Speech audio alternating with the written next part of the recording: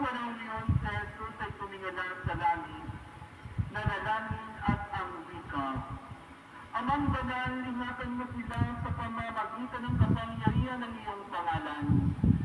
Pangalang ibinigay mo sa akin, upang sila'y maging isa, kung paanong tayo'y iisa.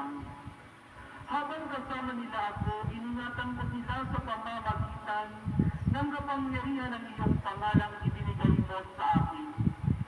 Inalagaan ko sila at minsay walang napahamak, libang sa taong humanap ng kanyang kapahamakan, upang matupad ang kasulatan.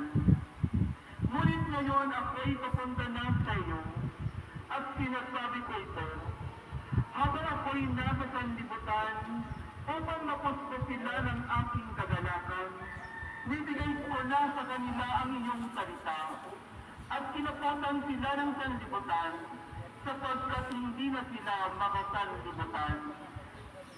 Tulad kong hindi makasanlibutan, hindi ko idinadalangin alisin mo sila sa sanlibutan, kundi ligtas ko sila sa masama. Hindi sila makasanlibutan tulad kong hindi makasanlibutan. Italaga mo sila sa pamamagitan ng katotohanan. Ang salita mo ay katotohanan. Kung paanong sinugong ako sa sanlibutan, gayon din naman sinusugo ko sila sa sanlibutan.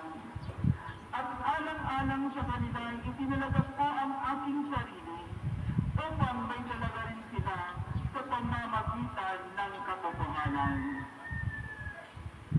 Ang mabuting balita ng Panginoon. Pinupuri ka namin, Panginoon Hesus Kristo.